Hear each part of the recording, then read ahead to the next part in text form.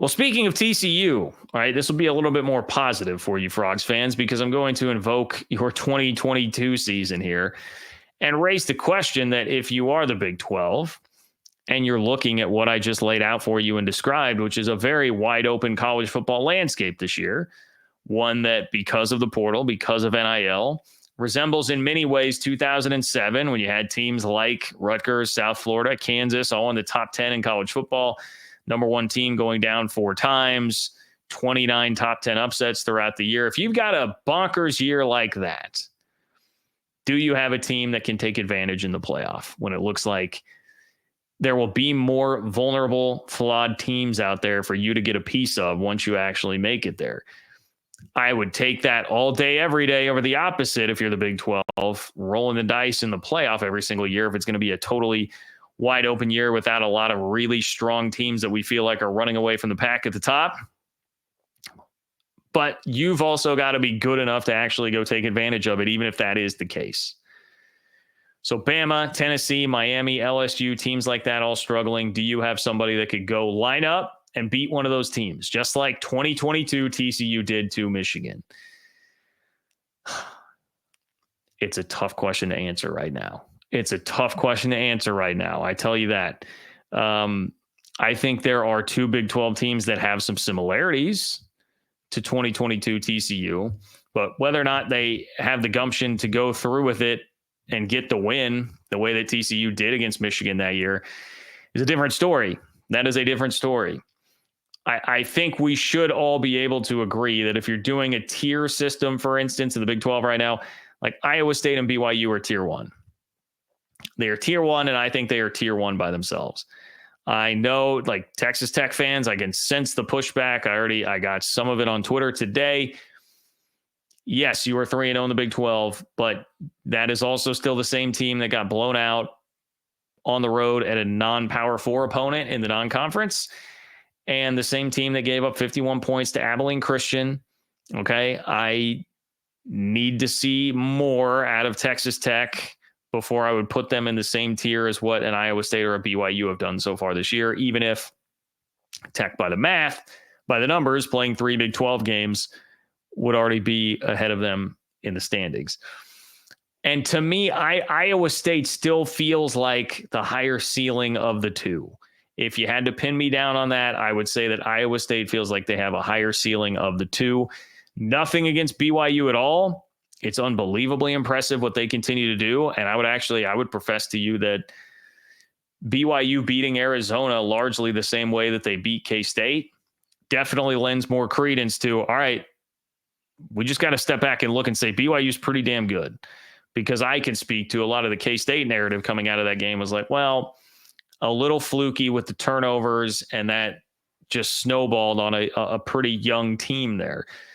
I think the truth is probably somewhere in between both of those things. That BYU is pretty damn good, and K-State did let that snowball when they had, like, for instance, DJ Giddens' first fumble of his career, and it gets run back for a touchdown at the very end of the first half. BYU is definitely good, and Saturday should have improved their standing in basically anybody's eyes. But man, if you start looking at Iowa State right now, they're cooking. That's a good team. And I love the term crock-potting from my guys at the Solid Verbal. Shout out to Ty and Dan, who are the best out there doing it and have been for a long time. But the idea of a crock-potting is, you just sort of slowly cook the hell out of a team over the course of a game. And after 8 hours, you pop it out and bam, you've got your beef roast. It's all done. The vegetables, the potatoes, whatever, it's all done because it just simmers in that crock pot and gets cooked all the way through, but it's not like flash fried. It doesn't happen right away. You got to let it sit and simmer. That's what Iowa State does. They've done it to the last 3 opponents that they have beaten: Houston, Baylor, and then on Saturday at West Virginia. They just keep coming. They're not the fastest starters in the world, but they just keep coming and pounding on you and attacking you from different ways because they have different ways that they can win, which I think is a key part of what makes them really good and dangerous as a competitor. And by the end of the day, you look up and you're like, man, we got thumped pretty good. How did that happen? It was a close game seemingly for a while, at least into the end of the first half. fan, how do we look up on the scoreboard right now and say that we got the life sucked out of us the way that we did by Iowa State? But that is what they do. If they want to, they can run the ball and play defense. They've got a defense as good as about anybody in the conference. They've got 3 really good running backs, Carson Hansen. I'm trying to channel my Tim Brando here. Action Jackson and Abu Sama.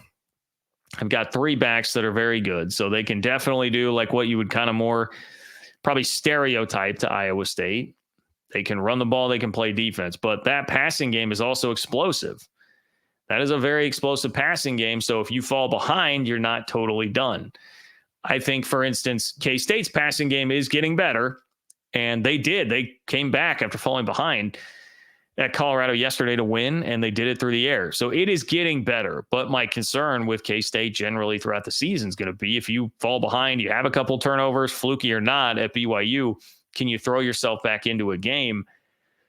We seem to be taking steps in the right direction for K-State, but I don't know if I would trust that as a general rule of thumb, but you can trust that with Iowa State because Rocco Becht is such a rock solid quarterback himself. And they've got some real weapons there between Jalen Noel and Jaden Higgins. Like they've got guys that can go out and make plays and catch the ball. So even if you fall behind, you have the ability to come back. And if you don't believe me, just ask Iowa. Just ask Iowa how that goes. Cyclones were able to use their passing game to rally back after they had been just dominated the entire day. So I think Iowa State has the higher ceiling. If you ask me who should be ranked higher, if we wanted to have a real resume debate, how do you value a blowout win over K-State at home by BYU versus a road win at Iowa? For Iowa State, that's one of the questions you would have to ask yourself there. I would not tell you that I'd get real fired up either way. But I do think just based on the rosters and what I've seen from the teams, I believe in Iowa State's upside a little bit more. Doesn't mean that it's going to work out that way. Doesn't mean that they can't still drop a game here. But that's how I would view it when I compare them to BYU. Either way, they are both based on merit and based on eye test, like what they look like. They are both in tier 1 of the Big 12 right now. So does that make them 2022 TCU? Well, BYU, if you want to look at it from where their preseason expectation was, they're actually pretty similar there to what you had with TCU, who was picked 7th out of 10 teams in the Big 12 preseason poll that year in 2022. That was jarring, by the way, to go back and look that up. And I'm like, 10 teams? That's all we have? I saw a graphic. I was like, did they just cut that off? Nope, 10 teams.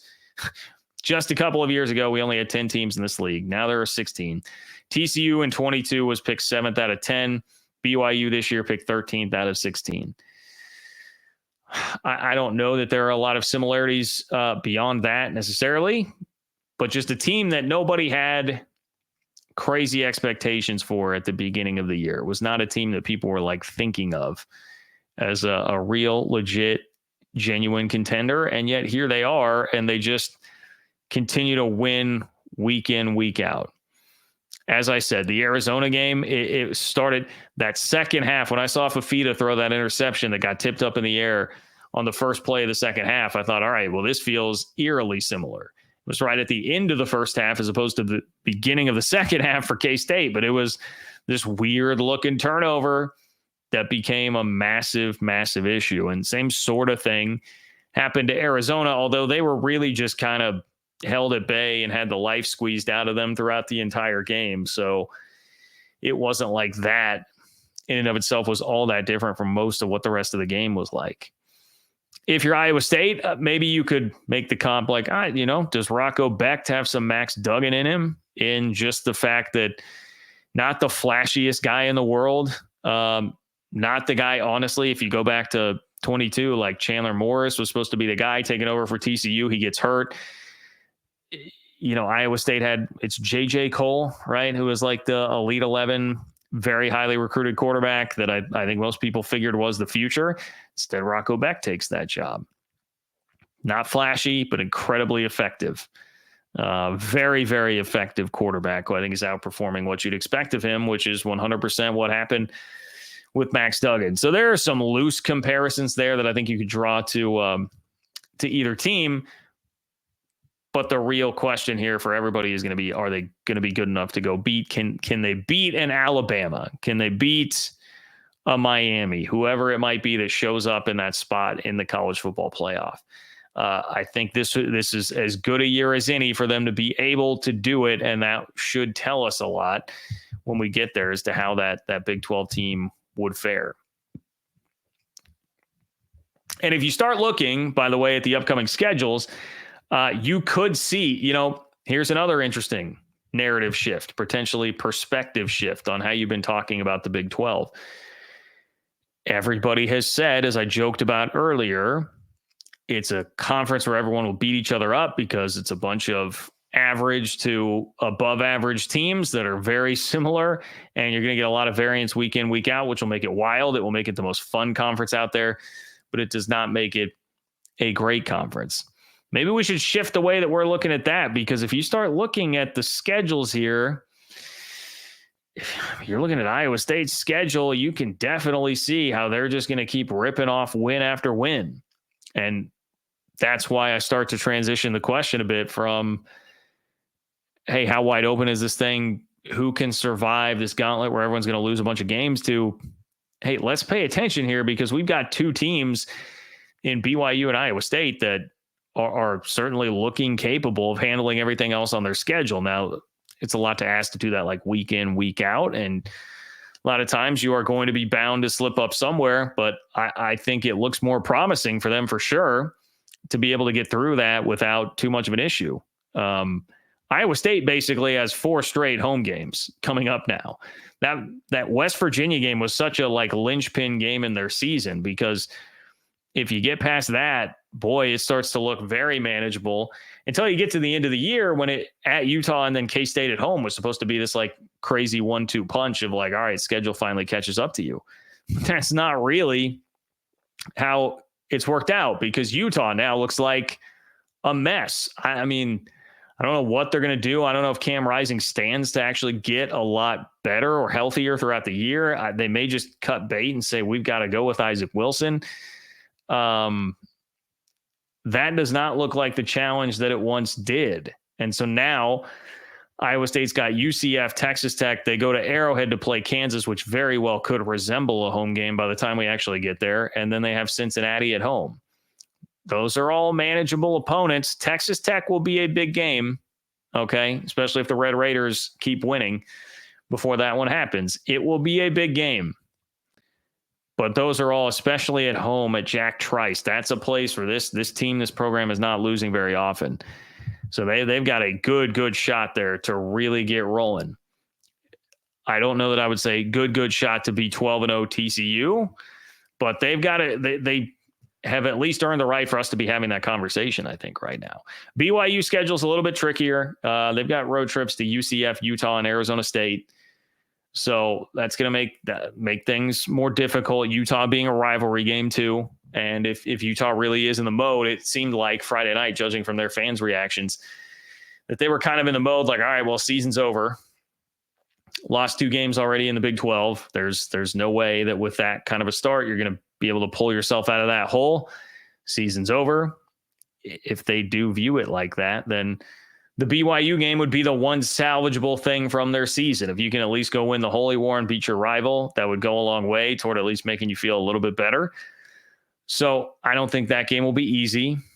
I would still say going to the bounce house, you should at least respect that. I don't know what exactly is quite going on with, UCF at the moment, benching KJ Jefferson, playing a different quarterback, only scoring it was 13 points, right? When they lose to Cincinnati. So, and then Arizona State, that looks like a really tough game now. Arizona State on the road looks like a really tough game. The good news for BYU, they're going to get Oklahoma State, KU, Houston all at home. So those are games they should be taking advantage of. But I'm just saying, you need to pay attention to what's going on with BYU and Iowa State, because they may have the chops to turn into a 2022 TCU type of story.